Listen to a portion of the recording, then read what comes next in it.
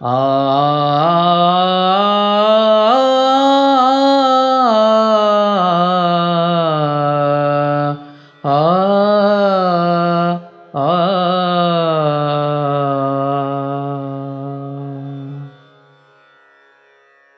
ಶ್ರೀ ಗುರುಭ್ಯೋ ನಮಃ. ಹರಿ ಓಂ. ಪಾಪಾವಲಿ ಪಾಟನ ಪಟ್ವಪಾಂಗ ಶ್ರೀಪಾಣಿ ಪದ್ಮಾಂಚಿತ ಜಾನುಜಂಘಃ ಗೋಪಾಲಬಾಲಃ ಕೃಪಯಾ ಸ್ವಯಂ ನ ಶ್ರೀಪಾಂಡುರಂಗೋ ಭವತು ಪ್ರಸನ್ನಃ. ಅಜ್ಞಾನತಿಮಿರಚ್ಛೇದಂ ಬುದ್ಧಿಸಂಪತ್ಪ್ರದಾಯಕಂ ವಿಜ್ಞಾನವಿಮಲಂ ಶಾಂತಂ ವಿಜಯಾಖ್ಯಗುರುಂ ಭಜೆ. ಸೇವಿತಂ ದ್ವಿಜವೃಂದೈಶ್ಚ ಶಿಷ್ಯಸಂಪದ್ವಿಭೂಷಿತಂ ಶಿಷ್ಯಮುಖ್ಯೋ ರಘುಪತಿಂ ವಂದೇಹಂ ವ್ಯಾಸವಿಠ್ಠಲಂ. ಹರಿ ಓಂ. ಜ್ಞಾನಗಮ್ಯ ವಾಹಿನಿಯ ಎಲ್ಲ ಸಹೃದಯ ಬಂಧುಗಳಿಗೂ ಕೂಡ ಅಭಿನಂದನೆಗಳನ್ನು ಸಲ್ಲಿಸ್ತಾ, ಇಂದಿನ ಹರಿದಾಸ ನಮನ ಮಾಲಿಕೆಯಲ್ಲಿ ಅಪರೋಕ್ಷ ಜ್ಞಾನಿಗಳಾಗಿರ್ತಕ್ಕಂತಹ ಶ್ರೀ ವ್ಯಾಸವಿಠ್ಠಲ ದಾಸವರ್ಯರ ಬಗ್ಗೆ, ಅವರ ಜೀವನದ ಕೃತಿಗಳ ಚಿಂತನೆಯನ್ನು ಯಥಾಮತಿಯಾಗಿ ಮಾಡ್ತಾ ಹೋಗೋಣ. ನಮಗೆ ಒಮ್ಮೆಲೆ ವ್ಯಾಸವಿಠ್ಠಲರು ಅಂತಂದರೆ ಎಲ್ಲೋ ಅಂಕಿತ ಕೇಳಿದಾಗಿದೆ, ಆದರೆ ಯಾರು ಅಂತ ಗೊತ್ತಿಲ್ಲ ಅಂತ ಒಮ್ಮೆ ಮನಸ್ಸಲ್ಲಿ ಅನಿಸುತ್ತೆ. ಯಾರು ಅಂದರೆ, ಇಡೀ ಭಕ್ತ ವೃಂದ ಇವತ್ತಿನ ದಿವಸ ಯಾರನ್ನು ಬಿಡದೆ ಸ್ಮರಣೆ ಮಾಡುತ್ತೋ ಆ ವಿಜಯ ಪ್ರಭುಗಳು, ಆ ವಿಜಯರಾಯರ ಕವಚವನ್ನು ಮಾಡಿದ ಮಹಾನುಭಾವರೇ ಶ್ರೀ ವ್ಯಾಸವಿಠ್ಠಲರು. ಸ್ಮರಿಸಿ ಬದುಕಿರುವಂಥ ನಾವೇನದನ್ನು ಸ್ಮರಣೆ ಮಾಡ್ತಾ ಹೋಗ್ತೀವಿ. ಸಟೀದಲ್ಲವೋ ವ್ಯಾಸ ವಿಠಲ ಬಲ್ಲನೋ ಪಠಿಸಬಹುದಿದು ಕೇಳಿ ಕುಟಿಲರಹಿತರು ಅಂತ ಅದರ ಕೊನೆಯ ಭಾಗದಲ್ಲಿ ಕೇಳ್ತಾ ಹೋಗ್ತೇವೆ. ಆ ವಿಜಯರಾಯರ ಜೀವನದ ಅನೇಕ ಘಟನೆಗಳನ್ನು, ಅವರ ಮಹಿಮೆಗಳನ್ನು ಆ ಸ್ತೋತ್ರದಲ್ಲಿ ಸೆರೆ ಹಿಡಿದಿದ್ದಾರೆ. ಅಂಥ ವ್ಯಾಸವಿಠಲರ ಜೀವನದ ಬಗ್ಗೆ ಕೆಲವು ಘಟನೆಗಳನ್ನು ಅವಲೋಕನ ಮಾಡ್ತಾ ಹೋಗೋಣ. ವ್ಯಾಸವಿಠಲರ ಜನ್ಮಭೂಮಿ ಯಾವುದು ಅಂತಂದರೆ ಕಲ್ಲೂರು. ಕಲ್ಲೂರು ಅಂದರೆ ಮಹಾಲಕ್ಷ್ಮೀ ದೇವಿಯ ದಿವ್ಯ ಸನ್ನಿಧಾನ. ಐತಿಹಾಸಿಕವಾಗಿಯೂ ಕೂಡ ಬಹಳ ಹೆಸರು ಗಳಿಸಿರತಕ್ಕಂತಹ ಸ್ಥಳ ಅದು. ಚಾಲುಕ್ಯರ ದೊರೆ ತ್ರಿಭುವನಮಲ್ಲ ಅಂತ ಅವನು ಉಪಾಸನೆ ಮಾಡಿರ್ತಕ್ಕಂತಹ ರುದ್ರದೇವರ ದೇವಸ್ಥಾನ ಇದೆ ಕಲ್ಲೂರಲ್ಲಿ. ಮಾರಟೇಶ್ವರ ಅಂತ ಹೆಸರು ರುದ್ರದೇವರಿಗೆ. ಮಾರ ಅಂದರೆ ಮನ್ಮಥ, ಅವನನ್ನು ನಾಶ ಮಾಡಿದವನಾದ್ದರಿಂದಾಗಿ ಆ ರುದ್ರದೇವರಿಗೆ ಮಾರಟೇಶ್ವರ ಅಂತ ಅಲ್ಲಿ ಹೆಸರು ಬಂದಿದೆ. ಅದರ ಜೊತೆಗೆ 3 ಪ್ರಾಣದೇವರು ಆ ರಾಯಚೂರು ಪ್ರಾಂತ್ಯದಲ್ಲಿ ಪ್ರಸಿದ್ಧ. ಈ ಕಲ್ಲೂರು ರಾಯಚೂರು ಪ್ರಾಂತ್ಯಕ್ಕೆ ಸೇರತಕ್ಕಂತಹ ಗ್ರಾಮ. ಅಲ್ಲಿ 3 ಪ್ರಾಣದೇವರು ಪ್ರಸಿದ್ಧ. ಯಾವುದು ಅಂತಂದರೆ ಪಂಚಮುಖಿ ಆಂಜನೇಯ, ತೋಟದ ರಾಯ ಮತ್ತು ಬೆಟ್ಟದ ರಾಯ ಅಂತ. ಪಂಚಮುಖಿ ಪ್ರಾಣದೇವರು ಅಂತಂದರೆ ಸಾಮಾನ್ಯವಾಗಿ ಮಂತ್ರಾಲಯಕ್ಕೆ ಹೋಗ್ತಕ್ಕಂತಹ ಎಲ್ಲ ಭಕ್ತರಿಗೆ ಗೊತ್ತಿದೆ. ಆ ಗಾಣಧಾಳ ಪಂಚಮುಖಿ ಅಂತಕ್ಕಂತಹ ಕ್ಷೇತ್ರದಲ್ಲಿರ್ತಕ್ಕಂತಹ ಪ್ರಾಣದೇವರ ರೂಪ ಏನಿದೆ ಅದನ್ನು ಶೇಷಾಂತರ್ಗತ ಅಂತ ಜ್ಞಾನಿಗಳು ಚಿಂತನೆ ಮಾಡ್ತಾ ಇದ್ರಂತೆ. ಅದೇ ಥರನೇ ಬೆಟ್ಟದ ರಾಯ ಅಂತ ಒಂದು ಪ್ರಾಣದೇವರು. ಅದು ಎಲ್ಲಿದೆ ಅಂತಂದರೆ ಈ ಕಲ್ಲೂರು ಕ್ಷೇತ್ರದಲ್ಲಿ ಬೆಟ್ಟ ಇದೆ. ಆ ಬೆಟ್ಟದಲ್ಲಿರತಕ್ಕಂಥ ಪ್ರಾಣದೇವರಿಗೆ ಗರುಡಾಂತರ್ಗತ ಮುಖ್ಯ ಪ್ರಾಣ ಅಂತ ಚಿಂತನೆ ಮಾಡ್ತಾರೆ. ಅದೇ ರೀತಿಯಾಗಿ ತೋಟದ ರಾಯ ಅಂತಂದರೆ ಶ್ರೀ ಜಗನ್ನಾಥದಾಸವರ್ಯರ ಸನ್ನಿಧಾನವಿರುವ ಮಾನವಿ. ಆ ಮಾನವಿಯಲ್ಲಿ ಕೋಟೆಯ ಭಾಗ ಇದೆ. ಅಲ್ಲಿಂದ ಒಳಗಡೆ ಹೋಗುವಾಗ ಸಿಗ್ತಕ್ಕಂತಹ ಪ್ರಾಣದೇವರ ಸನ್ನಿಧಾನಕ್ಕೆ ತೋಟದ ರಾಯನ ಗುಡಿ ಅಂತ ಕರೀತಾರೆ. ಆ ತೋಟದ ರಾಯ ಮುಖ್ಯ ಪ್ರಾಣನ ರುದ್ರಾಂತರ್ಗತ ಅಂತ ಚಿಂತನೆ ಮಾಡ್ತಾರೆ. ಪಂಚಮುಖಿಯಲ್ಲಿರೋದು ಶೇಷಾಂತರ್ಗತ, ಕಲ್ಲೂರಲ್ಲಿರೋದು ಗರುಡಾಂತರ್ಗತ, ಮಾನವಿಯಲ್ಲಿರ್ತಕ್ಕಂತಹ ಪ್ರಾಣದೇವರಿಗೆ ರುದ್ರಾಂತರ್ಗತ ಪ್ರಾಣದೇವರು ಅಂಥೇಳಿ, ಹೀಗೆ ವಿಶೇಷ ಸನ್ನಿಧಾನಗಳಿಂದ ಪ್ರಾಣದೇವರ ಪ್ರತೀಕಗಳಿಂದ ಕೂಡಿರತಕ್ಕಂತಹ ಭೂಭಾಗ ಅದು. ಅಲ್ಲಿ ಗರುಡನ ಅಂತರ್ಗತನಾಗಿ ಪ್ರಾಣದೇವರನ್ನು ಏನು ಚಿಂತನೆ ಮಾಡತಕ್ಕಂತಹ ಸ್ಥಳ ಇದೆ ಅದಕ್ಕೆ ಕಲ್ಲೂರು ಅಂತ ಹೆಸರು. ಆ ಕಲ್ಲೂರಲ್ಲಿ ನರಹರಿ ತೀರ್ಥರು ಪ್ರತಿಷ್ಠಾಪನೆ ಮಾಡಿರತಕ್ಕಂತಹ ಶ್ರೀನಿವಾಸ ದೇವರ ದಿವ್ಯ ಸನ್ನಿಧಾನ, ಅದೇ ರೀತಿಯಾಗಿ ವ್ಯಾಸರಾಯರು ಪೂಜೆ ಮಾಡಿರ್ತಕ್ಕಂತಹ ವೇಣುಗೋಪಾಲ ದೇವರಿದೆ ಅಲ್ಲಿ. ಅದು ಎಂಥ ಸಂದರ್ಭ ಅಂತಂದರೆ, ಕೃಷ್ಣದೇವರಾಯ ತಾನು ಬೇರೆ ರಾಜ್ಯಗಳ ಮೇಲೆ ದಿಗ್ವಿಜಯಕ್ಕೆ ಅಂತ ಹೊರಡುವಾಗ ರಾಯಚೂರಿನ ಕೋಟೆಯನ್ನು ವಶ ಪಡೀಲಿಕ್ಕೆ ಅಂತ ಹೋಗ್ತಾನೆ. ಇದು ಬಹಳ ಇತಿಹಾಸ ಪ್ರಸಿದ್ಧ. ಹೋದಾಗ ಆ ಮಾನವಿಯಿಂದ ರಾಯಚೂರಿಗೆ ಹೋಗಬೇಕಾದ್ರೆ ನೀರ್ಮಾನವಿ ಅಂತ ಒಂದು ದೇವತೆಯ, ಯಲ್ಲಮ್ಮ ದೇವತೆಯ ಕ್ಷೇತ್ರ.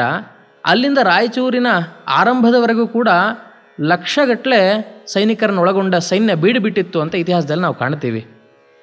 ಆ ಸಂದರ್ಭದಲ್ಲಿ ಅನೇಕ ತಿಂಗಳುಗಳ ಕಾಲ ಕಾದು ಕೃಷ್ಣದೇವರಾಯ ಕೋಟೆಯನ್ನು ಗೆಲ್ತಾನೆ. ಗೆದ್ದಾದ ಮೇಲೆ ಆ ದಿಗ್ವಿಜಯ ಸೂಚಕವಾಗಿ ಏನು ಮಾಡ್ತಾನೆ ಅಂತಂದರೆ, ವೇಣುಗೋಪಾಲ ದೇವರನ್ನು ತನ್ನ ಗುರುಗಳು ವ್ಯಾಸರಾಯರು ಆ ಸಂದರ್ಭದಲ್ಲಿ ಇರ್ತಾ ಇದ್ರಂತೆ. ವಿದೇಶಿ ಪ್ರವಾಸಿಗರು ಕೂಡ ಒಬ್ಬ ಸೇಂಟ್ ಸನ್ಯಾಸಿ ಅಲ್ಲಿ ಮಾರ್ಗದರ್ಶನ ಮಾಡ್ತಾ ಇದ್ದ ಅಂತ ಬರೀತಾರೆ ಯುದ್ಧದ ಮಧ್ಯದಲ್ಲಿ. ಅಂಥ ವ್ಯಾಸರಾಜರು ಕೂಡ ಆ ಸಂದರ್ಭದಲ್ಲಿ ಜೊತೆಗಿದ್ದಾಗ ಅವರ ಮೂಲಕ ವೇಣುಗೋಪಾಲ ದೇವರ ಪ್ರತಿಷ್ಠಾಪನೆಯನ್ನು ಮಾಡಿಸ್ತಾನೆ ಕಲ್ಲೂರಲ್ಲಿ. ಅಂಥ ಐತಿಹಾಸಿಕವಾಗಿರತಕ್ಕಂತಹ ಸ್ಥಳ ಅದು. ಇನ್ನು ಅದೇ ರೀತಿಯಾಗಿ ಆ ಕಲ್ಲೂರಿನಲ್ಲಿ ಮಹಾಲಕ್ಷ್ಮೀ ದೇವಿಯ ಸನ್ನಿಧಾನ, ಲಕ್ಷ್ಮೀಕಾಂತಾಚಾರ್ಯರು ಅಂತ ದೊಡ್ಡ ಮಹಾನುಭಾವರು, ಅವರಿಗೆ ಒಲ್ದು ಬಂದಿರತಕ್ಕಂತಹ ಲಕ್ಷ್ಮೀದೇವಿಯ ಸನ್ನಿಧಾನ ಇದೆ. ಆನಂತರ ಕಾಲದಲ್ಲಿ ಒಡೆಯನಿದ್ದಲ್ಲಿಗೆ ಮಡದಿ ಬರುವುದು ಹೇಗೋ ಹಾಗೆ ಮಡದಿದ್ದಲ್ಲೂ ಕೂಡ ಒಡೆಯ ಬಂದಿರತಕ್ಕಂತಹ ಸ್ಥಳ ಅದು. ಲಕ್ಷ್ಮೀದೇವಿ ಬಂದಾದ ಮೇಲೆ ಶ್ರೀನಿವಾಸ ದೇವರು ಆ ಸನ್ನಿಧಾನಕ್ಕೆ ಬರ್ತಾರೆ. ಆದ್ದರಿಂದಾಗಿ ಇವತ್ತಿಗೂ ಕೂಡ ಅನೇಕ ಜನ ಭಕ್ತರು ಹೋಗಿ ಸೇವೆ ಮಾಡತಕ್ಕಂತಹ ಸ್ಥಳ ಆ ಕಲ್ಲೂರು ಲಕ್ಷ್ಮೀ ವೆಂಕಟೇಶ ದೇವರ ಸನ್ನಿಧಾನ ಅಂತ ಆ ಕ್ಷೇತ್ರದ ವೈಶಿಷ್ಟ್ಯವನ್ನು ನೋಡ್ತಾ, ಇಂದಿಗೆ 260-270 ವರ್ಷಗಳ ಹಿಂದೆ ಒಬ್ಬ ಕುಲಕರ್ಣಿಕೆ ವೃತ್ತಿಯಲ್ಲಿರ್ತಕ್ಕಂತಹ ಸಾತ್ವಿಕ ದಂಪತಿಗಳು, ಅವರು ಬಹಳ ವರ್ಷ ಮಕ್ಕಳಾಗಿರೋದಿಲ್ಲ ಅವರಿಗೆ. ಆವಾಗ ಏನು ಮಾಡ್ತಾರೆ ಅಂತಂದರೆ ಸುಬ್ರಹ್ಮಣ್ಯ ದೇವರ ಸೇವೆಯನ್ನು ಮಾಡ್ತಾರೆ. ವಿಶೇಷವಾಗಿ ಈ ರಾಯಚೂರು ಭಾಗದಲ್ಲಿ ಸುಬ್ರಹ್ಮಣ್ಯ ಅಂತರ್ಗತನಾಗಿ ಪರಮಾತ್ಮನ ಚಿಂತನೆ ಬಹಳ ಕಮ್ಮಿ. ಅವರು ಶೇಷದೇವರನ್ನು ಪೂಜೆ ಮಾಡ್ತಾರೆ. ಆದರೆ ವಿಶೇಷವಾಗಿ ಅವರು ಸಂತಾನಕ್ಕೆ ಅಂತಲೇ ಚಿಂತನೆಯನ್ನು ಮಾಡಿ ದೇವರ ಸೇವೆಯನ್ನು ಮಾಡಿದಾಗ ಅವರಿಗೆ ಒಂದು ಒಳ್ಳೆಯ ಗಂಡು ಸಂತಾನವಾಗ್ತದೆ. ಆಗ ಆ ಮಗನಿಗೆ ಸುಬ್ಬರಾಯ ಅಂತ ಹೆಸರಿಡ್ತಾರೆ.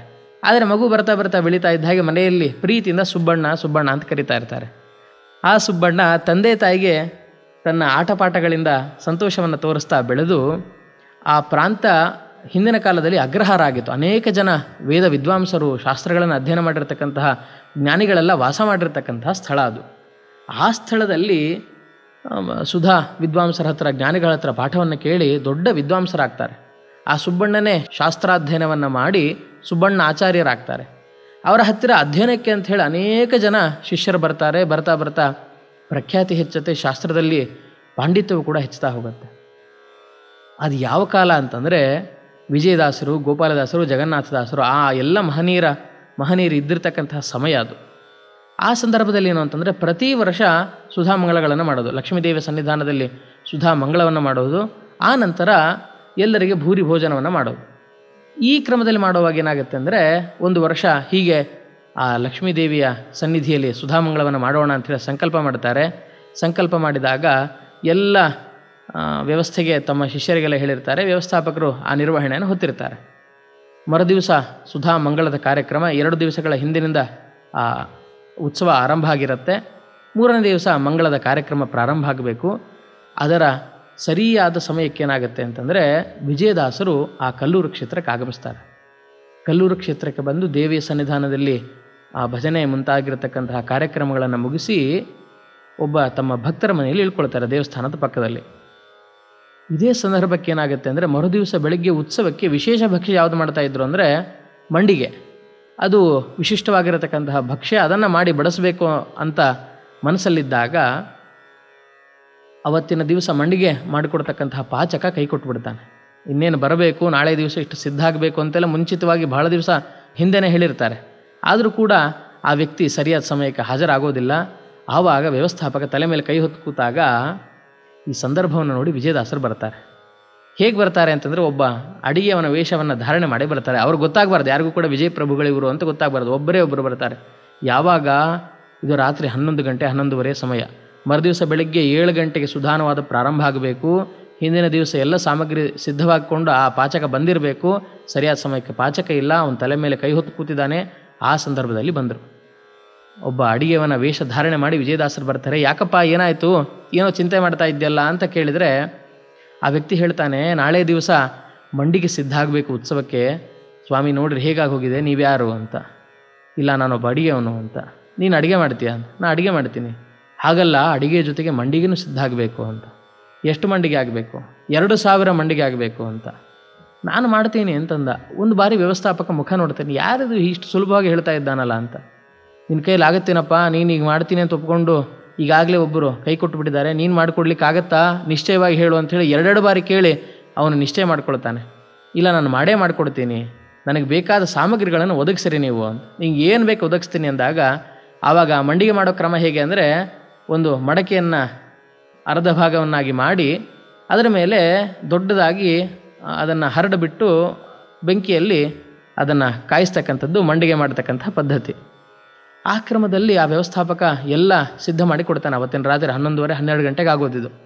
ಸಿದ್ಧ ಮಾಡಿಕೊಟ್ಟು ಆ ರವೆಯನ್ನು ಈ ಅಡಿಗೆವನ ವೇಷದಲ್ಲಿರ್ತಕ್ಕಂಥ ವಿಜಯದಾಸರು ಏನು ಮಾಡ್ತಾರೆ ಅಂತಂದರೆ, ಮರುದಿವಸ ಬೆಳಗ್ಗೆ 4 ಗಂಟೆಗೆ ಸ್ನಾನವನ್ನು ಮಾಡಿಕೊಂಡು ಬಂದು, ಇನ್ನೂ ಯಾರೂ ಎದ್ದಿರೋದಿಲ್ಲ ಆ ಸಂದರ್ಭ, 3:30 4 ಗಂಟೆ ಸಂದರ್ಭಕ್ಕೆ ಎದ್ದು ಬಂದು ರವೆಯನ್ನು ಕುಟ್ಕೊಂಡು ಆ ಮಡಿಕೆಯನ್ನು ಕಾಯಲಿಕ್ಕೆ ಅಂತಿಟ್ಟು ಅದರ ಮೇಲೆ ಆ ಮಂಡಿಗೆಯನ್ನು ಮಾಡಲಿಕ್ಕೆ ಪ್ರಾರಂಭ ಮಾಡ್ತಾರೆ ಒಬ್ಬರೇ. ಜೊತೆಗೆ ಸಹಾಯಕರು ಇದ್ದರು. ಯಾರು ಅಂದರೆ ತತ್ವಾಭಿಮಾನಿ ದೇವತೆಗಳೇ ಬರ್ತಾರಂತೆ. ಅಪರೋಕ್ಷ ಜ್ಞಾನಿಗಳಿಗೆ ಇದ್ಯಾವುದು ಅಸಾಧ್ಯ ಅಲ್ಲ. ಪರಮಾತ್ಮನೇ ಬೇಕಾದಾಗ ಬಂದು ಕಣ್ಣು ಮುಂದೆ ಕುಣಿತಕ್ಕಂತಹ ಮಹಾಭಾಗ್ಯವನ್ನು ಪಡೆದಿರೋರು ಅಪರೋಕ್ಷ ಜ್ಞಾನಿಗಳು. ಅಂಥ ವಿಜಯ ಪ್ರಭುಗಳಿಗೆ ದೇವತೆಗಳು ಬಂದು ಸಹಾಯ ಮಾಡ್ತಾರೆ ಪಾಚಕರ ವೇಷದಲ್ಲಿ. ಕ್ಷಣಾರ್ಧದಲ್ಲಿ ಅನ್ನೋ ಹಾಗೆ ಬೆಳಗ್ಗೆ 6:30 ಗಂಟೆ ಅಷ್ಟೊತ್ತಿಗೆ ಒಳ್ಳೆಯ ರುಚಿಕಟ್ಟಾಗಿರ್ತಕ್ಕಂತಹ ಆ 2000 ಸಂಖ್ಯೆಯ ಮಂಡಿಗೆ ಸಿದ್ಧ ಆಗಿಬಿಡತ್ತೆ. ಅವನು ಬೆಳಿಗ್ಗೆ ಬಂದು ನೋಡ್ತಾನೆ, ಅಡಿಗೆ ಅವನು ಇಲ್ಲಿ ಸಿದ್ಧ ಮಾಡಿ ಈ ಮುಂಚೆ ಹೊರಟು ಬಿಟ್ಟಿರ್ತಾನೆ. ಆ ಅಡಿಗೆಯವನ ವೇಷದಲ್ಲಿರ್ತಕ್ಕಂಥ ವಿಜಯರಾರು ಹೋಗಿಬಿಟ್ಟಿರ್ತಾರೆ. ಹೋದಾಗ ಅವನು ಏನಪ್ಪ ಇದು, ಅವ್ರನ್ನ ಮಾತಾಡ್ಸೋಣ ಅಂತ ಅಂದ್ಕೊಂಡೆ, ಹೋಗೇ ಬಿಟ್ಟಿರಲ್ಲ ಅಂತ ಅಂದ್ಕೊಂಡು ಬೆಳಿಗ್ಗೆ ಬಂದು ನೋಡ್ತಾನೆ, ಅಷ್ಟೊತ್ತಿಗೆ ಎಲ್ಲ ಪದಾರ್ಥಗಳೇ ಸಿದ್ಧವಾಗಿದೆ. ಏನಿಲ್ಲ, ಮರುದಿವಸ ಬೆಳಗ್ಗೆಗೆ ಈ ಭಕ್ಷ್ಯವನ್ನು ಬಿಟ್ಟು ಬೇರೆ ಏನು ಸಿದ್ಧ ಆಗಬೇಕು ಅಷ್ಟೇ ಮಾತ್ರ ಬಾಕಿ ಉಳಿಸಿ ಇವರು ಹೊರಟು ಬಿಟ್ಟಿರ್ತಾರೆ. ಆಯ್ತು, 7 ಗಂಟೆಗೆ ಆ ಸುಧಾನವಾದ ಪ್ರಾರಂಭ ಆಗಬೇಕು. ಆ ಸಂದರ್ಭಕ್ಕೆ ಕಲ್ಲೂರು ಸುಬ್ಬಣ್ಣಾಚಾರ್ಯರು ಬಂದು ಆ ವ್ಯಾಸಪೀಠದ ಮುಂದೆ ಕೂತು ಅನುವಾದವನ್ನು ಪ್ರಾರಂಭ ಮಾಡ್ತಾರೆ. ಪ್ರಾರಂಭ ಮಾಡಿದಾಗ ಮಧ್ಯದಲ್ಲಿ ಈ ವಿಜಯದಾಸರು ಕೂಡ ಬಂದು ಅನುವಾದಕ್ಕೆ ಕೊಡ್ತಾರೆ. ಆಚಾರ್ಯರ ಟೀಕಾರಾಯರ ಮಾತುಗಳನ್ನು ಕೇಳೋಣ ಅಂಥೇಳಿ. ಯಾವುದೋ ಒಂದು ಭಾಗದಲ್ಲಿ ಸ್ವಲ್ಪ ವಿಷಯದ ಅಸ್ಪಷ್ಟತೆ ಮೂಡಿದಾಗ ಕೇಳ್ತಾರೆ ವಿಜಯಪ್ರಭುಗಳು, ಆಚಾರ್ಯ ಸ್ವಲ್ಪ ಈ ಭಾಗದಲ್ಲಿ ಇನ್ನೂ ನಮಗೆ ಅರ್ಥ ತಿಳಿಯಲಿಲ್ಲ, ಅದಕ್ಕೋಸ್ಕರ ಅದನ್ನು ವಿವರವಾಗಿ ತಿಳಿಸಿ ಅಂತ ಕೇಳಿದಾಗ ಅವ್ರು ಹೇಳ್ತಾರೆ, ನಿಮಗೇನು ಅರ್ಥ ಆಗತ್ತೆ, ನೀವು ಬರೀ ಗೆಜ್ಜೆಯನ್ನು ಕಟ್ಕೊಂಡು ಕುಣಿತಕ್ಕಂಥವ್ರು, ಪರಮಾತ್ಮನ ಹಾಡನ್ನು ಪ್ರಾಕೃತ ಭಾಷೆಯಲ್ಲಿ ಹಾಡೋರು, ಆದ್ದರಿಂದ ನಿಮಗೇನು ತಿಳಿಯುತ್ತೆ ಅನ್ನೋ ಭಾವದಲ್ಲಿ ಮಾತಾಡಿದಾಗ ಆವಾಗ ವಿಜಯದಾಸರು ಏನು ಮಾಡ್ತಾರೆ ಅಂದರೆ, ಅಲ್ಲೊಬ್ಬ ನೀರು ಹೊರೋ ವ್ಯಕ್ತಿ ಅವನನ್ನು ಕರೆದು ಏನು ಮಾಡ್ತಾರೆ ಅಂತಂದರೆ, ನಿನ್ನ ಗೋತ್ರ ಪ್ರವರ ಹೇಳು ಅಂತ ಹೇಳ್ತಾರೆ. ಅವನೊಮ್ಮೆ ತಲೆ ಕೆರ್ಕೊಳ್ತಾನೆ. ಏನು ಗೋತ್ರ ಅಂದ್ರೇನು, ಪ್ರವರ ಅಂದ್ರೇನು ಅಂತಲೇ ಗೊತ್ತಿರಲ್ಲ, ಅಷ್ಟು ಮುಗ್ಧ ಅವನು. ಅವನ ತಲೆ ಮೇಲೆ ಕೈ ಇಟ್ಟು ವಿಜಯದಾಸರು ಪರಮಾತ್ಮನನ್ನು, ಪ್ರಾಣದೇವರನ್ನು, ಟೀಕಾರರನ್ನು ಸ್ಮರಣೆ ಮಾಡಿದ್ರೆ ಅಪೂರ್ವ ಸುಧೆಯಲ್ಲಿರ್ತಕ್ಕಂಥ ಅಂಶಗಳನ್ನೆಲ್ಲ ವಿವರಣೆ ಮಾಡ್ತಾ ಹೋಗ್ತಾನೆ. ಪರಿಮಳ, ಯಾದುಪತ್ಯ, ವಾಕ್ಯಾರ್ಥ ಚಂದ್ರಿಕಾ, ಗುರುವರ್ಥ ದೀಪಿಕಾ, ಅದರಲ್ಲಿರ್ತಕ್ಕಂಥ ಅನೇಕ ವಿಷಯಗಳನ್ನು ಅನುವಾದ ಮಾಡ್ತಾ ಹೋಗ್ತಾನೆ. ಸುಬ್ಬಣ್ಣಾಚಾರ್ಯ ಬೆರಗಾಗ್ತಾರೆ ಆ ಪ್ರಸಂಗವನ್ನು ನೋಡಿ. ನನ್ನ ಜೀವನದಲ್ಲಿ ನಾನು ಇಷ್ಟು ವಿಷಯಗಳನ್ನು ಅಧ್ಯಯನ ಮಾಡಿದ್ರೂ ಅನುವಾದದ ಸಂದರ್ಭದಲ್ಲಿ ಪರಮಾತ್ಮ ನನ್ನಿಂದ ಈ ವಿಷಯಗಳನ್ನು ನುಡಿಸಲಿಲ್ಲ. ಆದರೆ ಈ ದಾಸರು ಈ ವ್ಯಕ್ತಿಯ ತಲೆ ಮೇಲೆ ಕೈ ಇಟ್ಟ ಮಾತ್ರಕ್ಕೆ ಅವನು ಹೀಗೆ ಅನುವಾದ ಮಾಡ್ತಾ ಇದ್ದಾನೆ ಅಂತಂದರೆ, ನಾನು ಯಾರಿಗೋ ಭಾಗವತೋತ್ತಮರಿಗೆ ಅಪಚಾರ ಮಾಡಿದ್ದೇನೆ ಅಂತ ಹೇಳಿ ಕೂಡಲೇ ವೇದಿಕೆಯಿಂದ ಕೆಳಗಿಳಿದು ಬಂದು ದಾಸರಾಯರಿಗೆ ಸಾಷ್ಟಾಂಗ ಹಾಕಿಬಿಡ್ತಾರೆ ಅವರು. ಮಹಾ ಅಪರಾಧ ಆಯಿತು ಸ್ವಾಮಿ, ನೀವೇನು ಅಂತ ತಿಳಿದೇನೆ ನಾನು ಮಾತಾಡಿಬಿಟ್ಟೆ, ದೊಡ್ಡ ತಪ್ಪಾಗಿದೆ ನನ್ನಿಂದ ಅಂತ ಹೇಳಿ ಕಣ್ಣು ತುಂಬಿಕೊಂಡಾಗ ವಿಜಯದಾಸರು ಹೇಳ್ತಾರೆ, ಅನುವಾದ ಕಾರ್ಯವನ್ನು ಮುಂದುವರಿಸಿ ನೀವು ಅಂತ ಹೇಳಿ. ಅನುವಾದದ ಕಾರ್ಯ ಮುಂದಾಗುತ್ತೆ, ಮಂಗಳ ಆಗುತ್ತೆ, ಮಂಗಳ ಎಲ್ಲಾಗಿ ತೀರ್ಥಪ್ರಸಾದ ಆಗುತ್ತೆ. ಒಳ್ಳೆಯ ಪರಮಾತ್ಮನ ರೂಪದ ಚಿಂತನೆ ಇರತಕ್ಕಂತಹ ಮಂಡಿಗೆಗಳ ವಿನಿಯೋಗವೂ ಕೂಡ ಆ ಭೋಜನದ ಮಧ್ಯದಲ್ಲಾಗುತ್ತೆ. ಜನರೆಲ್ಲರೂ ಕೂಡ ತೃಪ್ತಿಯಿಂದ ಮುಗಿಸ್ಕೊಂಡು ಹೋಗ್ತಾರೆ. ಎಲ್ಲ ಮುಗಿದು ಸಂಜೆಯ ಸಮಯಕ್ಕೆ ದಾಸರಾಯರು ಬಂದು ಲಕ್ಷ್ಮೀದೇವಿ ಸನ್ನಿಧಾನದಲ್ಲಿ ಕೂತಿರ್ತಾರೆ. ಕೂತಾಗ ಆವಾಗ ಸುಬ್ಬಣ್ಣಾಚಾರ್ಯ ಬಂದು ನನ್ನನ್ನು ಉದ್ಧಾರ ಮಾಡಬೇಕು ಸ್ವಾಮಿ ಅಂತ ಭಕ್ತಿಯಿಂದ ಪ್ರಾರ್ಥನೆ ಮಾಡಿದಾಗ ಅವರಿಗೆ ಪಕ್ವಾಗಿಬಿಟ್ಟಿರುತ್ತೆ ಮನಸ್ಸು. ವಸ್ತುತಃ ಪರಮಾತ್ಮ ಜ್ಞಾನಿಗಳನ್ನು ಭೂಮಿಯಲ್ಲಿ ಅವತಾರ ಆಗೋ ಹಾಗೆ ಮಾಡ್ತಾನೆ, ಆದರೆ ಈ ಭೂಮಿಯ ಸಂಪರ್ಕದಿಂದ ಅವರ ಜ್ಞಾನ ತಿರೋಹಿತ ಆಗಿದೆ ಅನ್ನೋ ಹಾಗೆ ಕಾಣುತ್ತೆ. ಅದಕ್ಕೊಂದು ನಿಮಿತ್ತ ಅಷ್ಟೇ. ಅವರು ಅನಾದರ ಮಾಡಿದ್ರು, ಅವರ ಅಹಂಕಾರವನ್ನು ಇವರು ಮುರಿದ್ರು ಅಂತಕ್ಕಂತಹ ನಮ್ಮ ನೋಟದಲ್ಲಿ ಮಹಾನುಭಾವರನ್ನು ನೋಡಬಾರದು. ವ್ಯಾಸವಿಠಲರು ಕೂಡ ಏನೋ ಒಂದು ಪರಮಾತ್ಮನ ಮಾಯಿಂದ ಹೀಗಾಗಿತ್ತು. ಆದರೆ ವಿಜಯದಾಸರು ಬಂದು ಅದನ್ನು ಪರಿಹಾರ ಮಾಡಲಿಕ್ಕೆ ಅಂತಲೇ ಅವತ್ತಿನ ದಿವಸ ಆ ಕ್ಷೇತ್ರಕ್ಕೆ ಆಗಮಿಸಿರ್ತಾರೆ. ಸುಬ್ಬಣ್ಣಾಚಾರ್ಯ ಕೇಳ್ತಾರೆ. ಕೇಳಿದಾಗ, ಏನೋ ನಂಜುಂಡ ಹೇಗಿದ್ಯೋ ನೀನು, ಬಹಳ ಆನಂದ ಆಯಿತು ನೀನು ಅನುವಾದವನ್ನು ಕೇಳಿ ಅಂತ ಹೇಳಿ ಅವ್ರು ಹೇಳಿದಾಗ ಇವ್ರಿಗೆ ಆಶ್ಚರ್ಯ ಆಗುತ್ತೆ. ಏನು ನನ್ನ ಹೆಸರು ಸುಬ್ಬಣ್ಣ, ಇವ್ರು ನೋಡಿದ್ರೆ ನಂಜುಂಡ ಅಂತ ಕರಿತಾ ಇದ್ದಾರೆ, ಏನಿದು ವೈಶಿಷ್ಟ್ಯ ಅಂತಂದಾಗ ಅದೆಲ್ಲ ಆಗಿ ಕೇಳ್ತಾರೆ ಅವರು, ನನಗೆ ನೀವು ಅಂಕಿತವನ್ನು ಕೊಟ್ಟು ಉದ್ಧಾರ ಮಾಡಬೇಕು ಅಂತ ಹೇಳಿ. ಅಂಕಿತವನ್ನು ನಾನು ಕೊಡೋದಲ್ಲಪ್ಪ, ನನ್ನ ಶಿಷ್ಯ ಆದೋನಿಲ್ಲಿದ್ದಾರೆ, ಅವರ ಹತ್ರ ಅಂಕಿತವನ್ನು ಸ್ವೀಕಾರ ಮಾಡು. ಅವರು ವೇಣುಗೋಪಾಲ ವಿಠಲ ಅನ್ನೋ ಅಂಕಿತದಲ್ಲಿ ಅಲ್ಲಿ ತಿಮ್ಮಣ್ಣಯ್ಯನವರು ದಿವಾನರಾಗಿದ್ದಾರೆ, ಅವ್ರ ಹತ್ರ ಸ್ವೀಕಾರ ಮಾಡು ಅಂತ. ಆಯಿತು, ಸ್ವೀಕಾರ ಮಾಡ್ತೇನೆ. ನೀವು ನನಗೆ ನಂಜುಂಡ ಅಂತ ಕರೆದ್ರಿ, ಅದರ ಹಿನ್ನೆಲೆ ಗೊತ್ತಾಗಲಿಲ್ಲ ಅಂದಾಗ ಅವರೊಂದು ಕಥೆ ಹೇಳ್ತಾರೆ, ಪುಟ್ಟ ಕಥೆ. ಏನು ಅಂದರೆ, ವಾದಿರಾಜರು ಪುರಂದರದಾಸರ ಕಾಲದಲ್ಲಿ ಬೇಲೂರು ವೈಕುಂಠದಾಸರು ಅಂತಿದ್ರು. ಸಾಮಾನ್ಯವಾಗಿ ತಮಗೆಲ್ಲರಿಗೂ ಕೂಡ ಗೊತ್ತಿರುತ್ತೆ. ಆ ಬೇಲೂರು ವೈಕುಂಠದಾಸರ ಮನೆಯಲ್ಲಿ ನಂಜಪ್ಪ ಮಾದಮ್ಮ ಅಂಥೇಳಿ ಇಬ್ಬರು ಗಂಡ ಹೆಂಡತಿ ಮುಂದೆ ಸೇವೆಯನ್ನು ಮಾಡೋರು, ಹೂವನ್ನು ತಂದು ಕೊಡೋದು ಇತ್ಯಾದಿ ಕೆಲಸಗಳನ್ನು ಮಾಡ್ತಾಯಿದ್ರು. ಆ ಸಂದರ್ಭಕ್ಕೆ ನಂಜಪ್ಪ ಅಂತಕ್ಕಂಥ ವ್ಯಕ್ತಿ ಮೃತನಾದಾಗ ಅವನ ಹೆಂಡತಿ ಬರ್ತಾಳೆ. ಬಂದು ಆ ವೈಕುಂಠದಾಸರ ಹತ್ರ ಕೇಳ್ತಾರೆ, ನನಗಿನ್ಯಾರೂ ಗತಿ ಇಲ್ಲ, ಮಕ್ಕಳಿಲ್ಲ, ನೀವು ಅಣ್ಣಂದ್ರಿದ್ದಾಗಿದ್ದೀರಿ, ನಿಮ್ಮನೆಯಲ್ಲೇ ಕೆಲಸ ಮಾಡ್ಕೊಂಡಿರ್ತೇನೆ ಅಂದಾಗ ಆಯಿತು ಅಂತ ಹೇಳಿ ಅವರ ಪತ್ನಿ ಸೌಮ್ಯನಾಯಕಿ ಅಂತಕ್ಕಂಥವ್ರು ಅವರನ್ನು ಮನೆಯಲ್ಲಿ ಇಟ್ಕೊಂಡಾಗ ಮಕ್ಕಳಿರೋದಿಲ್ಲ, ಒಬ್ಬಳೆ ಹೆಣ್ಮಗಳು ಭಕ್ತಿಯಿಂದ ತಾವು ಸೇವೆ ಮಾಡ್ತಾ ಇರ್ತಾಳೆ. ಒಂದು ಸಲ ಏನಾಗುತ್ತೆ ಅಂದರೆ ಆ ವೈಕುಂಠದಾಸರ ಹತ್ರ ಒಬ್ಬ ಧನಿಕ ಬಂದು ಯಾವಾಗಲೂ ಕೇಳ್ತಿರ್ತಾನೆ, ನಂಗೆ ಮಕ್ಕಳಿಲ್ಲ, ನಂಗೆ ಮಕ್ಕಳು ಆಗೋ ಹಾಗೆ ಅನುಗ್ರಹ ಮಾಡಿ ಅಂತ ಕೇಳ್ತಿರ್ತಾನೆ. ಅವ್ರೇನು ಮಾಡ್ತಾರೆ ಅಂದರೆ ಒಂದು ಸಲ ಅವನ ಮಾತಿಗೆ ಸರಿ ಆಗಬಹುದು ಅಂತ ಹೇಳ್ಕೊಂಡು ಒಂದು ಮಾವಿನ ಹಣ್ಣನ್ನು ಅಭಿಮಂತ್ರಿಸಿ ಅವ್ರಿಗೆ ಕೊಡ್ತಾರೆ. ಕೊಟ್ಟಾಗ ಅದನ್ನು ತೊಗೊಂಡು ಹೋಗಿ ಅವನ ಮನೆಗೆ ಕೊಟ್ಟು ಬಾ ಅಂಥೇಳಿ ಮಾದಮ್ಮನಿಗೆ ಕೊಟ್ಟಾಗ ಅವಳು ಯಾವುದರ ಬಗ್ಗೆ ಅಭಿಮಂತ್ರಣೆ ಮಾಡಿ ಕೊಟ್ಟರೆ ಅಂದಾಗ, ಇಲ್ಲಮ್ಮ ಈ ಹಣ್ಣಲ್ಲಿ ಸಂತಾನ ಆಗ್ತಕ್ಕಂತಹ ಒಂದು ಶಕ್ತಿಯನ್ನು ಪರಮಾತ್ಮನ ಸ್ಮರಣೆ ಮಾಡಿ ಕೊಟ್ಟಿದ್ದೇನೆ, ಆ ಧನಿಕ ಇದನ್ನು ಸ್ವೀಕಾರ ಮಾಡಿದರೆ ಮಕ್ಕಳಾಗತ್ತೆ ಅಂದಾಗ ಸರಿ ಅಂಥೇಳಿ ತೊಗೊಂಡು ಹೋಗ್ತಾಳೆ. ಮಧ್ಯದಲ್ಲಿ ಹೋದಾಗ ಸ್ವಲ್ಪ ಅವಳಿಗೆ ಮನಸ್ಸು ಚಂಚಲ ಆಗತ್ತೆ. ನನಗೆ ಹೇಗಿದ್ರೂ ಗಂಡ ಇಲ್ಲ, ಮಕ್ಕಳಂತೂ ಈ ಮೊದಲೇ ಇಲ್ಲ, ಆದರೆ ದಾಸರು ಇದನ್ನು ಅಭಿಮಂತ್ರಣೆ ಮಾಡಿ ಕೊಟ್ಟಿದ್ದಾರೆ, ದೇವರ ಅನುಗ್ರಹದಿಂದ ಒಂದು ನನಗೆ ಇಳಿವಯಸ್ಸು ಅಂತಕ್ಕಂತಹ ಸಂದರ್ಭದಲ್ಲಿ ಒಂದು ಮಗು ಆದರೆ ಬಹಳ ಒಳ್ಳೆಯದಾಗತ್ತೆ ಅಂದ್ಕೊಂಡು ಹಣ್ಣು ತಿಂದುಬಿಡ್ತಾಳೆ. ಆ ತಪಸ್ಸಿದ್ಧಿ ಮಂತ್ರಸಿದ್ಧಿ ಆ ಹೆಣ್ಣು ಮಗಳು ಗರ್ಭಿಣಿ ಆಗಿಬಿಡ್ತಾಳೆ. ಗರ್ಭಿಣಿ ಆದ ಕೂಡಲೇ ಊರಿನ ಜನ ಎಲ್ಲ ವೈಕುಂಠದಾಸರ ಬಗ್ಗೆ ಮಾತಾಡ್ಲಿಕ್ಕೆ ಪ್ರಾರಂಭ ಮಾಡ್ತಾರೆ, ಯಾಕೆ ಹೀಗೆ ಮಾಡಿದ್ರು, ಹಾಗೆ ಹೀಗೆ ಅಂತೆಲ್ಲ. ಬಂದದ್ದೆಲ್ಲ ಬರಲಿ, ಗೋವಿಂದನ ದಯೆ ಹೊಂದಿರಲಿ ಅನ್ನೋ ಹಾಗೆ ಈ ಜನರ ಮಾತುಗಳನ್ನು ಏನು ಮನಸ್ಸಿಗೆ ಹಚ್ಕೊಳ್ಳದೇನೆ ಆ ಇಬ್ಬರು ಪತಿ ಪತ್ನಿಯರೇ ಸೇರಿ ಈ ಹೆಣ್ಣು ಮಗಳಿಗೆ ನವಮಾಸಗಳನ್ನು ತುಂಬಿದಾಗ ಹೆರಿಗೆಯನ್ನು ಮಾಡಿಸ್ತಾರೆ. ಆವಾಗ ಒಂದು ಮಗು ಹುಟ್ಟತ್ತೆ, ಅವನಿಗೆ ನಂಜುಂಡ ಅಂತ ಹೆಸರಿಡ್ತಾರೆ. ಆ ನಂಜುಂಡ ಇವ್ರ ಮನೆಯಲ್ಲೇ ಬೆಳೀತಾ ಇರ್ತಾನೆ. ಬೆಳೀತಾ ಇದ್ದಾಗ ಒಂದು ಸಾರಿ ಏನಾಗುತ್ತೆ ಅಂದರೆ ಒಂದು 5-6 ವರ್ಷದ ಮಗು ತಾಳೆ ಹೂಗಳನ್ನು ತರೋಣ ಅಂಥೇಳಿ ತಾಳೆ ವನಕ್ಕೆ ಹೋಗ್ತಾನೆ. ಆವಾಗ ಆ ತಾಳೆ ವನಗಳಲ್ಲಿ ಹಾವುಗಳು ಬಂದು ಸೇರಿಕೊಂಡಿರುತ್ತೆ ಅಲ್ಲಿಯ ವಾತಾವರಣಕ್ಕೆ. ಒಂದು ಆ ತಾಳೆ ಹೂವಿನ ಮೊಗ್ಗನ್ನು ತಗೋಣ ಅಂತ ಹೋಗ್ತಾನೆ, ಅಲ್ಲಿರ್ತಕ್ಕಂತಹ ಒಂದು ಸರ್ಪ ಕಚ್ಚಿಬಿಡುತ್ತೆ. ಆ ಪ್ರಭಾವಕ್ಕೆ ಆ ಮಗು ಅಲ್ಲೇ ಬಿದ್ದು ಪ್ರಾಣವನ್ನೇ ಬಿಟ್ಟುಬಿಡುತ್ತೆ. ಬಿಟ್ಟಾಗ ಎಲ್ಲ ಹುಡುಗರು ಜೊತೆಗಿರೋರು ತಾಯಿ ಹತ್ರ ಹೇಳ್ತಾಳೆ. ಮಾದಮ್ಮ ಆ ಮಗುವನ್ನು ತಗೊಂಡು ಬಂದು ವೈಕುಂಠದಾಸರ ಪಾದದ ಹತ್ರ ಹಾಕ್ತಾಳೆ. ನೀವೇ ಉಳಿಸ್ಬೇಕು ಅಂದಾಗ ಅವರು ಮಗುವನ್ನು ನೋಡಿ ಇದಕ್ಕೆ ಅಪಮೃತ್ಯು ಬಂದಿದೆ ಅಂತ ಅಂದ್ಕೊಂಡು ಪರಮಾತ್ಮನ ಹತ್ರ ಪ್ರಾರ್ಥನೆ ಮಾಡ್ತಾರೆ ವೈಕುಂಠದಾಸರು. ಯಾವುದು ಅಂದರೆ, ಏಳಿಸು ನಂಜನನ ಬೇಗದೊಳೆಬ್ಬಿಸು ನಂಜನನ, ಆಡುವ ಮಗನನು ತೋಳು ವಿಡಿದ ಯಮನಾಳಿದೊಡೆಯ ವೇಲಾಪುರದರಸ, ಏಳಿಸು ನಂಜನನ ಬೇಗದೊಳು ಎಬ್ಬಿಸು ನಂಜನನ. ಕೂಸನ್ನು ಎಬ್ಬಿಸಿಬಿಡು ಸ್ವಾಮಿ, ಆಡೋ ಮಗು ಅವನನ್ನು ತೋಳು ಹಿಡ್ಕೊಂಡು ಯಮ ಕರ್ಕೊಂಡು ಹೊರಟಿದ್ದಾನೆ, ಅಂಥ ಯಮನನ್ನೇ ಆಳಿರ್ತಕ್ಕಂತಹ ರಾಮ ನೀನು ಪ್ರಭು, ವೇಲಾಪುರದ ರಸ ಕೇಶವ, ಆ ಮಗುವನ್ನು ಕಾಪಾಡು ಅಂತ ಭಕ್ತಿಯಿಂದ ಪ್ರಾರ್ಥನೆ ಮಾಡಿ ತಮ್ಮ ಹಣೆಯನ್ನು ದೇವ್ರ ಪಾದಕ್ಕೆ ಗಟ್ಟಿಯಾಗಿ ಹೊಡ್ಕೊಳ್ಳಿಕ್ಕೆ ಶುರು ಮಾಡ್ತಾರೆ. ನೀನು ಮಗುವನ್ನು ಬದುಕಿಸಿಲ್ಲ ಅಂದರೆ ನಾನು ಪ್ರಾಣ ಬಿಡ್ತೇನೆ ಅಂತ ಹೇಳಿ ತಮ್ಮ ಹಣೆಯನ್ನು ಘಟ್ಟಿಸ್ಲಿಕ್ಕೆ ಪ್ರಾರಂಭ ಮಾಡ್ತಾರೆ. ಪರಮಾತ್ಮನಿಗೆ ಅನಿಸುತ್ತೆ, ಬೇಡವೋ ಮಾರಾಯ, ನೀನಂಥ ಸಾತ್ವಿಕ ಭೂಮಿಲಿ ಇರಲಿ ಅನ್ನೋ ಕಾರಣಕ್ಕೆ ಏನು ಮಾಡ್ತಾನೆ ಅಂದರೆ ದೇವರು ಕಿವಿಯಲ್ಲಿ ಬಂದು ಹೇಳ್ತಾನೆ, ನಾನು ಮಗುವನ್ನು ಬದುಕಿಸ್ತೇನೆ, ತೀರ್ಥವನ್ನು ಪ್ರೋಕ್ಷಣೆ ಮಾಡು ಅಂತ. ಪ್ರೋಕ್ಷಣೆ ಮಾಡ್ತಾರೆ. ಆ ಮಗು ಮತ್ತೆ ಬದುಕತ್ತೆ. ದಾಸರ ಅನುಗ್ರಹದಿಂದ ಬೆಳೆದು ನಂಜುಂಡ ದೊಡ್ಡವನಾಗಿ ಆ ಕಾಲದಲ್ಲಿ ಫೌಜ್ದಾರ ಆಗಿದ್ದಂತೆ. ಫೌಜ್ದಾರ ಅಂದರೆ ಎಷ್ಟೋ ಜನ, ಸಾವಿರಾರು ಜನ ಸೈನಿಕರಿಗೆ ನಾಯಕ, ಇವತ್ತಿನ ಜಿಲ್ಲಾಧಿಕಾರಿ ಪದವಿಗೆ ಸಮ ಅದು. ಹಾಗೆ ಜೀವನ ನಡೆಸಿದ್ನಂತೆ.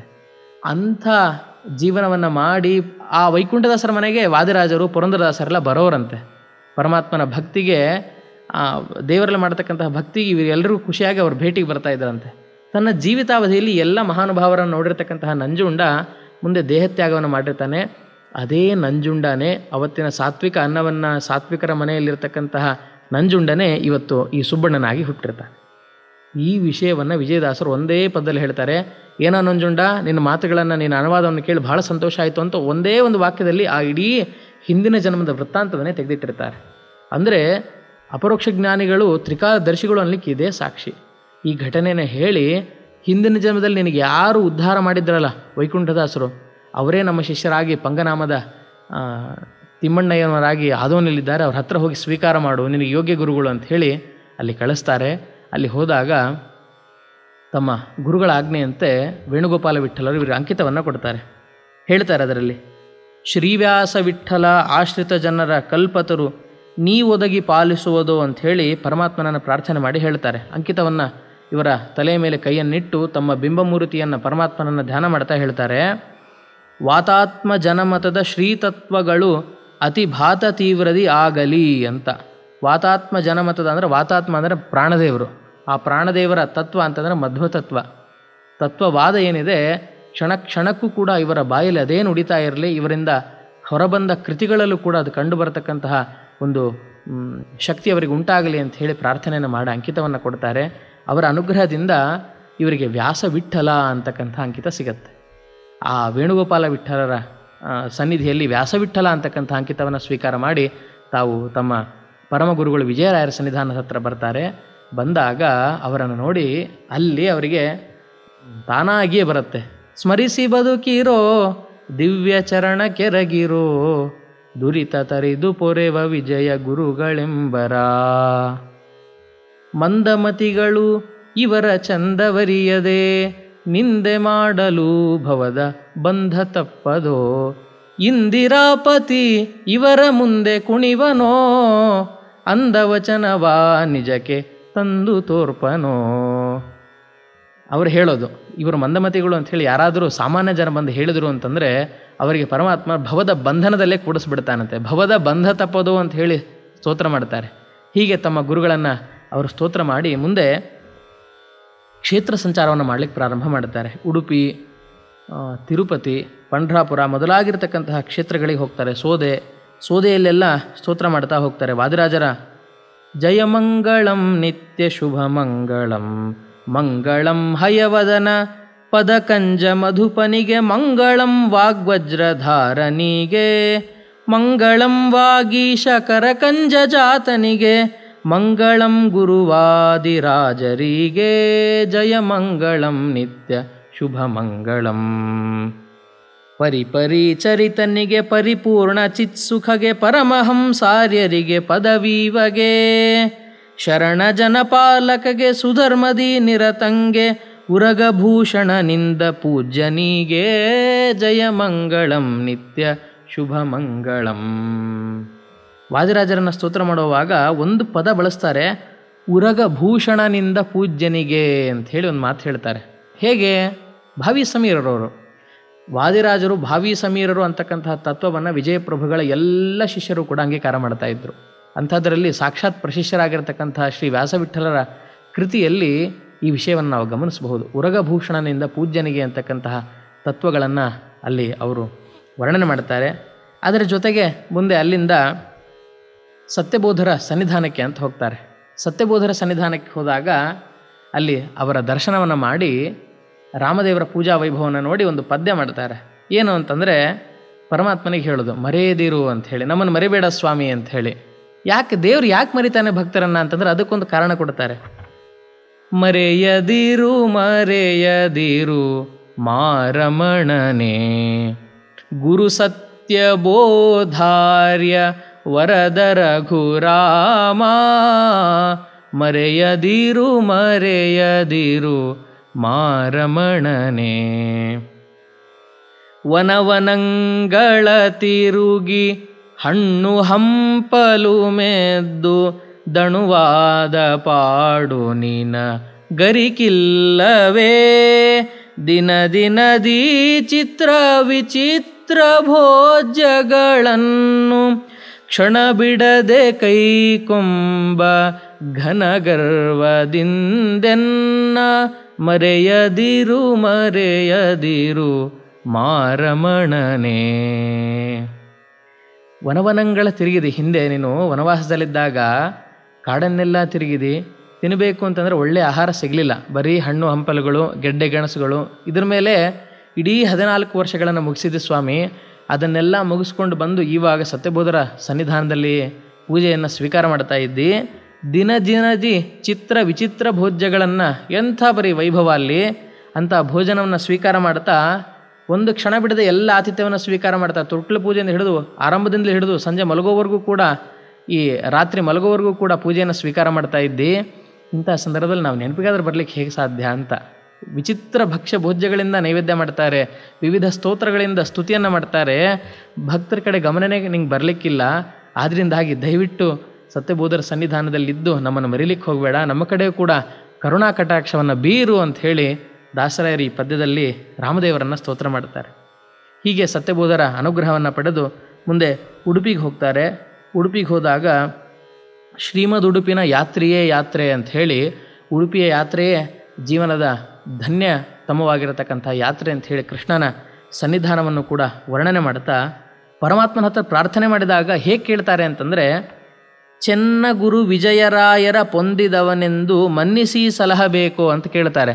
ನಾನು ನಿನ್ನ ಸನ್ನಿಧಾನಕ್ಕೆ ಬಂದಿದ್ದೀನಿ, ಅನುಗ್ರಹ ಮಾಡು ಅಂತ ಅವ್ರು ಪ್ರಾರ್ಥನೆ ಮಾಡಲ್ಲ.